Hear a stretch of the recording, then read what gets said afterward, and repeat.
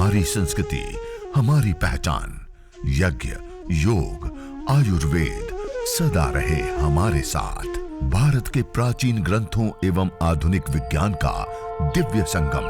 यज्ञ महिमा।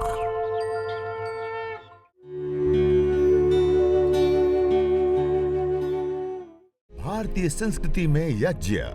योग एवं आयुर्वेद जैसी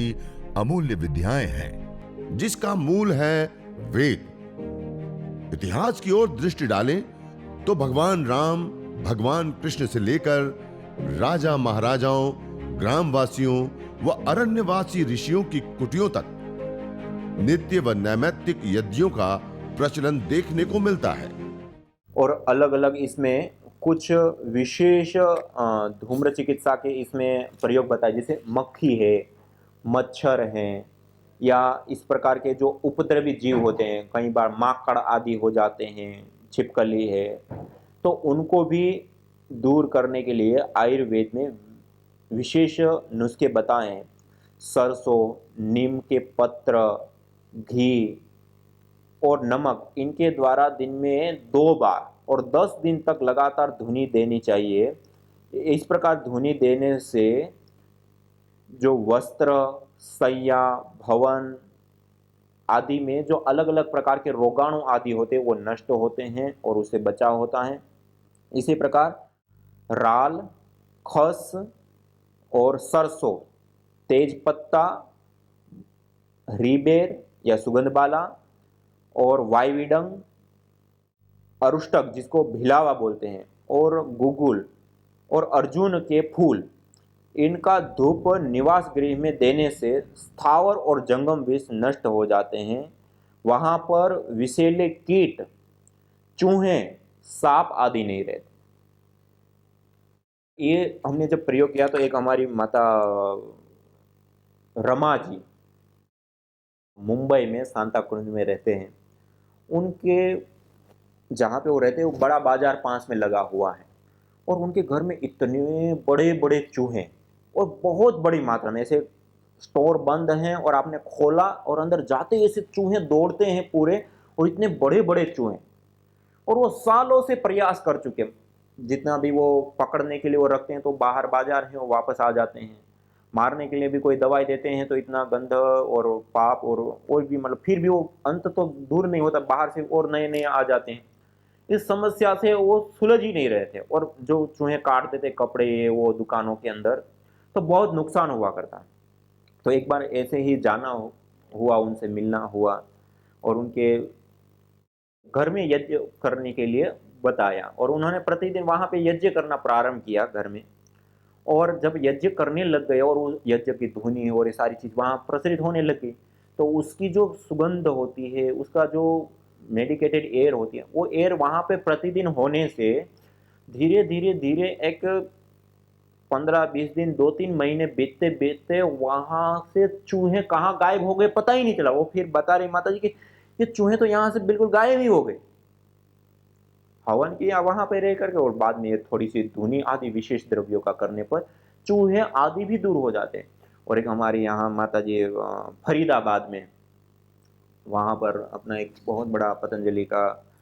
खेत है, तो वहां पर भी थोड़ा सा वो जंगल टाइप का है, तो वहां पे बहुत ही सांप आदि रहते थे। तो वहां पर भी पूज्य आचार्य श्री का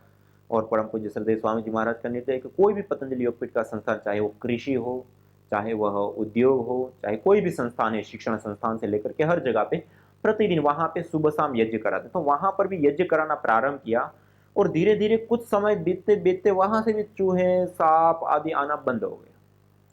क्योंकि वो कब जीवित रहते हैं, जब उस वायुमंडल के अंदर ऐसी कुछ विजातीय गैसें मौजूद हैं,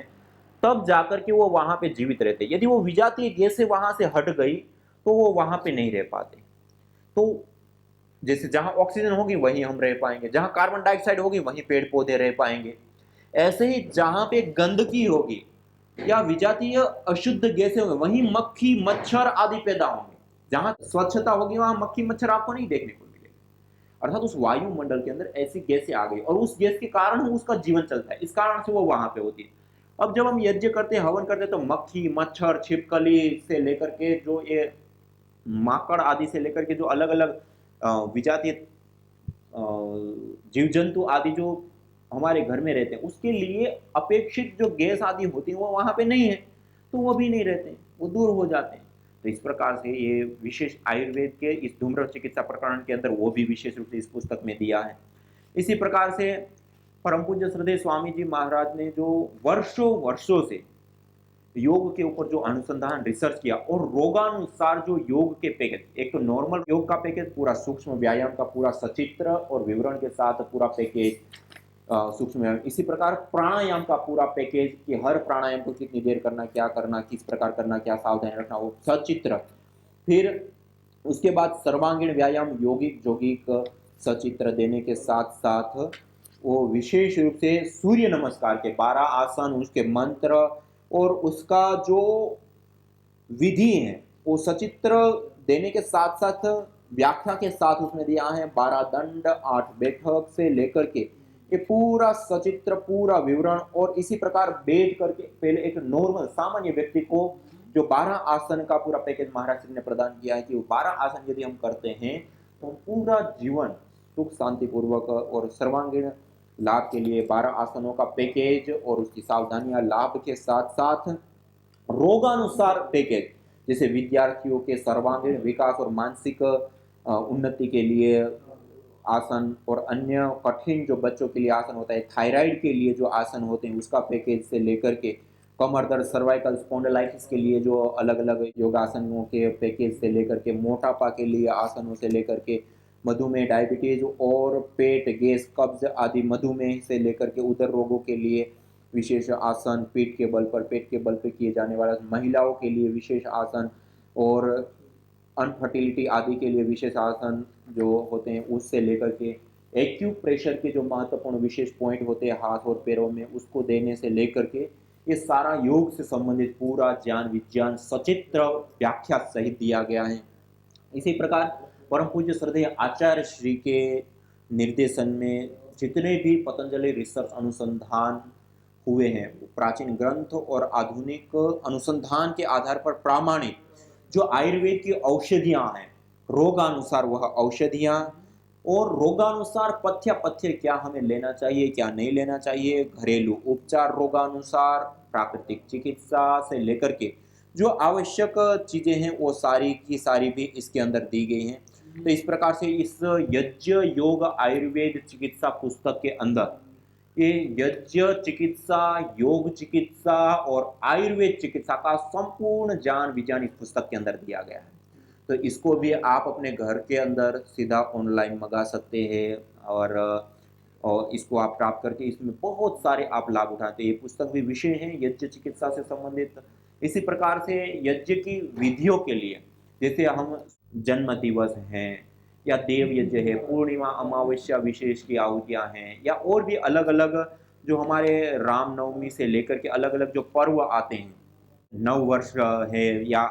कोई संस्थान का स्थापना दिवस, रामनवमी से लेकर रक्षाबंधन, जन्माष्टमी या विजयादशमी, दशहरा, दीपावली से लेकर के मकर संक्रांति, वसंत पंचमी, शीताष्टमी से जो जन्मदिन, वागदान, जो सगाई आदि या वैवाहिक वर्षगांठ, शिलान्यास, भूमि पूजन, उद्घाटन, दुकान आदि से लेकर के भवनों का उद्घाटन आदि से लेकर के वेद मंत्रों के कुछ विशेष सूक्त, विशेष कुछ भजनों का संग्रह से लेकर के देव यज्ञ, पंच महायज्ञ जिसको हम कहते हैं, जैसे ब्रह्म यज्ञ, देव यज्ञ, अतिथि यज्ञ, पितृयज्ञ से लेकर के और विशेष साप्ताहिक बृहद यज्ञ और पूर्णिमा और अमावस्या का विशेष यज्ञ, ये सारा का सारा वेद मंत्र सस्वर के साथ और उसके साथ साथ उसका गद्य पद्य मंत्रार्थ के साथ पूरा एक विधि और दिशा निर्देश के साथ ये पूरे यज्ञ विधि के ऊपर वैदिक नित्य कर्म विधि लेटेस्ट अभी नए संस्करण के रूप में ये पतंजलि योगपीठ से अभी ही हुई, तो इसको भी आप ऑनलाइन सीधा प्राप्त कर सकते हो और नंबर के ऊपर फोन करके भी आप इसको सीधा अपने वहाँ पे मंगा सकते हैं। तो ये दो पुस्तकों के विषय में मैंने थोड़ा सा बताया। और इसी प्रकार से एक कुछ रोगानुसार हवन सामग्री, देखिए ये बहुत महत्वपूर्ण और विशेष बिंदु है, रोगानुसार यज्ञ। आयुर्वेद के अंदर कहा आयुर्वेदेषु यत् प्रोक्तम यस्य रोगस्य भेषजम तस्य रोगस्य शांत्यर्थम तेन तेनेव होमे। जिन रोगों की शांति के लिए आयुर्वेद के अंदर अलग अलग औषधियों का हम सेवन करते हैं, उन्हीं रोगों की शांति के लिए उन्हीं औषधियों से विशेष हवन करने पर वह रोग हमारे शांत होते हैं। और उतना ही नहीं, अलग अलग जगहों पे अलग अलग रूपों में, यदि क्षितायुर यदि वा परेतो यदि मृत्युरंतिकम नित एव तमा हरामि अस्पाशमेनम सत सारदाय से लेकर के हमारे वेद मंत्रों में भी विशेष रूप से यज्ञ चिकित्सा के बारे में बताया, आयुर्वेद ग्रंथों में भी विशेष रूप से यज्ञ चिकित्सा के बारे में बताया। और वो जो बताया है उसी के आधार पे, और दूसरा हमने वर्तमान में कुछ अनुसंधान भी, इस प्रकार के कई सारे हमने अनुसंधान भी किए, जैसे मैंने आपको ये बताया। इसके अंदर हमने पूरा विशेष रूप से हर एक अलग अलग जो है अलग अलग रोगानुसार जो हवन सामग्रियां बनी हुई हैं, ये मेघ हवन सामग्री जो मस्तिष्क से संबंधित रोग होते हैं, उन मस्तिष्क से संबंधित रोगों को दूर करने के लिए विशेष करके लाभकारी होती हैं। और यह जो सिर में दर्द, भारीपन से लेकर के अनिद्रा, शिरोवेदना, तनाव, स्मृति दौर्बल्य आदि में विशेष करके लाभकारी होती हैं। तो उसके लिए ये मेध्य या मेधेष्टि हवन सामग्री, इसी प्रकार ये कैंसर के लिए कर्कटेष्टि हवन सामग्री, वो हृदय रोगों के लिए हृदयेष्टि हवन सामग्री, वातज रोगों के लिए वातारी हवन सामग्री, और ये वायुमंडल को शुद्ध पवित्र सुगंधित करने के लिए विषग्न धूप, और ज्योतिषमती आदि से लेकर के ये मधुइष्टि जो मधुमेह, डायबिटीज आदि के रोगों को ठीक करने के लिए। और इसके ऊपर हमने डीपली अनुसंधान भी किया कि ये जैसे उससे जो धूम्र निकला, उस धूम्र को हमने कलेक्ट किया, उनको एनालिसिस किया, और एनालाइज करके हमने देखा। ये आप देख रहे हैं मॉलिक्यूल्स कंपोनेंट्स के, ये हमने पुस्तक के अंदर भी दिया है, और हमने अलग अलग ये मॉलिक्यूल्स कंपोनेंट्स के साथ पूरे स्ट्रक्चर के साथ और पूरे रिसर्च डाटा पिक के साथ हमने दिया है कि इसके अंदर क्या क्या गैसें पाई जाती हैं, और उसमें विशेष करके उस रोग विशेष का जो हम इस सामग्री से ठीक करने के लिए कहते हैं, उसके लिए मॉडर्न मेडिकल साइंस के अंदर जिस कंपोनेंट्स के ऊपर एक बार रिसर्च जो पूरा एक विधिवत होती है, और उससे जो सिद्ध होता है कि इस मॉलिक्यूल्स, इस कंपोनेंट से ये बीमारी ठीक होती है, और फिर अलग अलग द्रव्यों से उसको निकाल करके एक विशेष टेबलेट या दवाई बनाई जाती है, और उसको दे करके उस रोगों का उपचार किया जाता है। तो उसके ऊपर जो हजारों हजारों दवाइयाँ एक रिसर्च के ऊपर बनती हैं,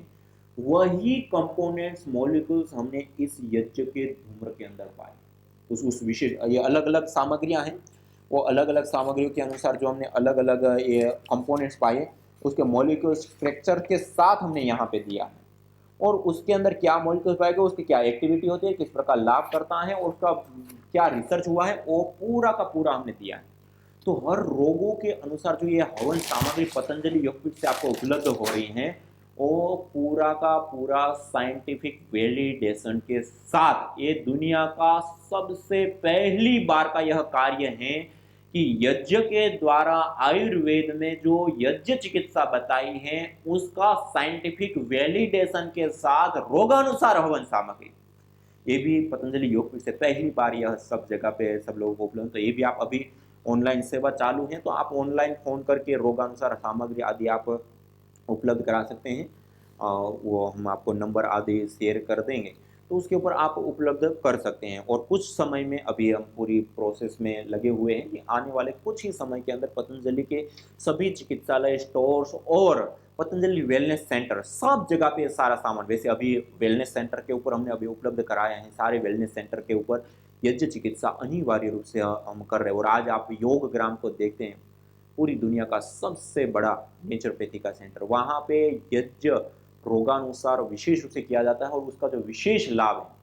वो सब लोग बहुत बड़ी मात्रा में उठा रहे हैं। और ऐसे ऐसे रोग जो हमने कभी कल्पना भी ना की हो, ऐसे जो दुसाध्य असाध्य रोग कहे जाते हैं, वो दुसाध्य असाध्य रोग भी हम ठीक होते हुए वहाँ देख रहे हैं। लंग फाइब्रोसिस, हमारी आदरणीय माता शिल्पा जी, लंग फाइब्रोसिस की उनको प्रॉब्लम थी, और इतनी क्रिटिकल अवस्था में वो आ गई थी कि अब उनका 2 सीढ़ी भी ना चढ़ पाए, अपना खुद का नित्य कर्म भी स्वयं ना कर पाए, ऐसी अवस्था में आ गई। अब इनको कहते लाइलाज बीमारी, WHO। और उनको हमने यही श्वासामृत हवन सामग्री, भीमसेनी कपूर आदि से हवन, और हवन के बाद भीमसेनी कपूर, श्वासामृत हवन सामग्री, गूगल और गाय का घी, उसकी धुनी करने के लिए कहा, और उन्होंने करना प्रारंभ किया। और निरंतरता के साथ करते करते 15 ही दिन बीते, तो 15 दिन में उनको इतनी राहत मिल गई। वो पहले कई महीनों से मॉडर्न मेडिकल साइंस की, ये मैं कुछ वो उदाहरण आपको दे रहा हूं जो मॉडर्न मेडिकल साइंस, जिसको हम कहते हैं बहुत आगे बढ़ चुका है,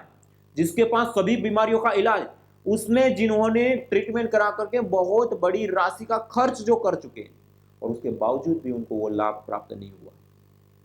और अंतिम में बिल्कुल असहाय अवस्था में आ गए, तो उन्होंने यह यज्ञ चिकित्सा अपनाई। और यह यज्ञ चिकित्सा अपनाने पर उनको जो यह विशेष बीमारी रोग था लंग फाइब्रोसिस, वो धीरे धीरे 15 दिन में ऐसी अवस्था को लंबा गहरा श्वास प्राणायाम करने की अवस्था में आ गई। फिर उनको साथ साथ में प्राणायाम भी करने के लिए कहा, निरंतरता के साथ उन्होंने प्राणायाम भी करना प्रारंभ कर दिया। तो धीरे धीरे धीरे 3.5 महीने पूरे होने पर जब रिपोर्ट निकलवाई और डॉक्टर को दिखाए, तो डॉक्टर ने कहा कि तो लंग फाइब्रोसिस ठीक हो गया। हमने भी कभी केस नहीं देखा था लंग फाइब्रोसिस का ठीक होते हुए,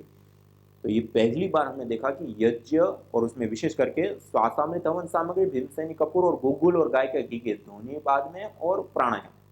ये करने पर लंग फाइब्रोसिस भी ठीक हो जाता है। इसी प्रकार से हमने कई सारे, जैसे मैं आपको एक हमारे मस्कुलर डिस्ट्रोफी, भाई आनंद जी गुजरात कच्छ में रहते हैं, उनको बहुत बड़े रूप में वो बढ़ गई बीमारी और डॉक्टर ने कहा कि आप 14 वर्ष का हो गए तब तक आपका जीवन समाप्त हो जाएगा। और वास्तव में वो धीरे धीरे धीरे ऐसी अवस्था में और लास्ट में बेड के ऊपर आ गए, एक जगह से दूसरी जगह पे, अर्थात बेड से चेयर के ऊपर शिफ्ट होने के लिए भी 2 लोगों का सहयोग चाहिए तब जाके हो पाते। चलना फिरना सारा बंद हो गया, खाना पीना सारा घर में ही कर्मकांड हो गया, ऐसी स्थिति आ गई। उस समय हमने गुजरात में यज्ञ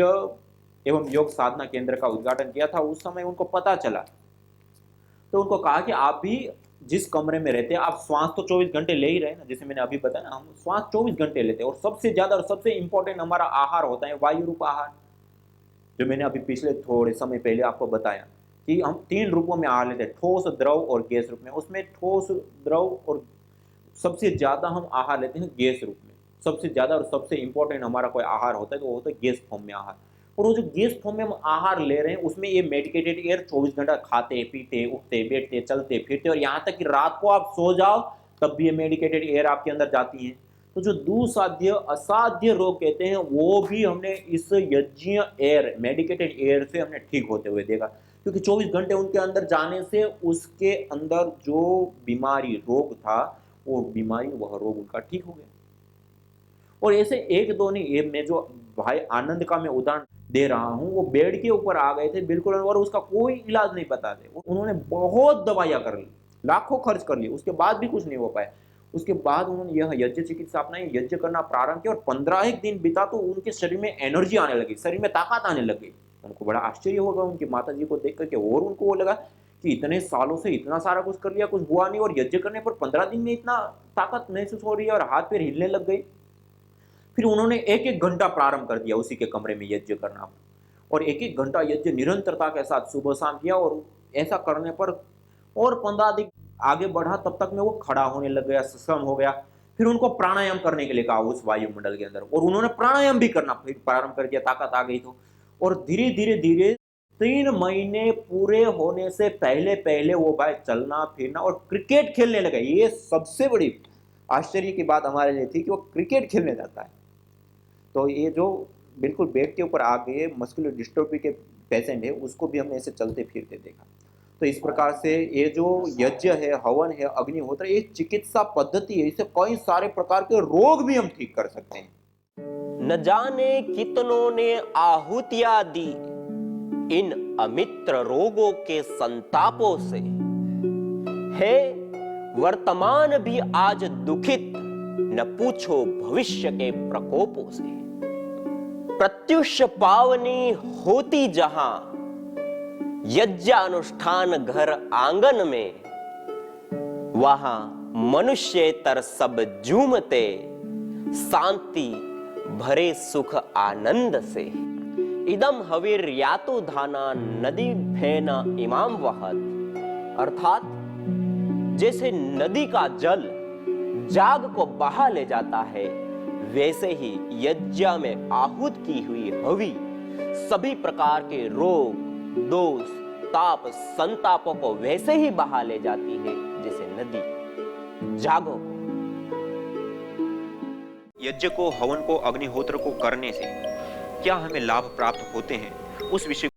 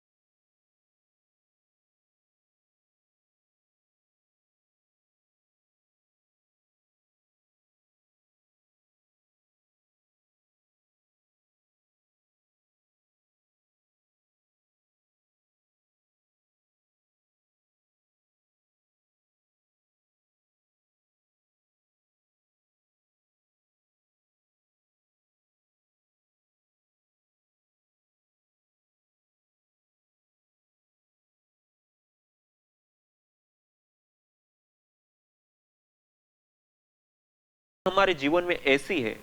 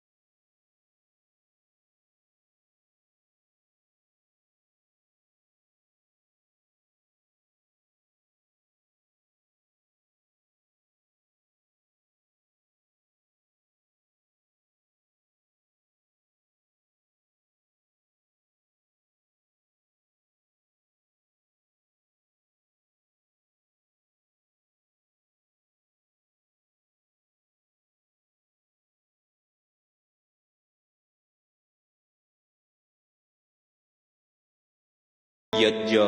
भारतीय संस्कृति की मुकुट मणि है, प्रतीक है, मूल है।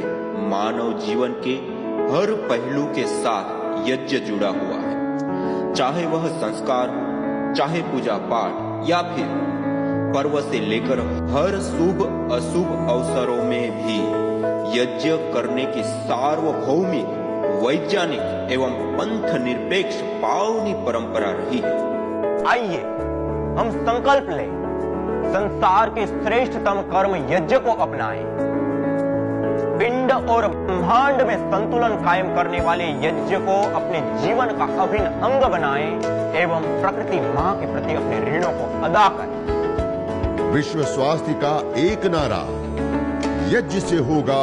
जग उजियारा।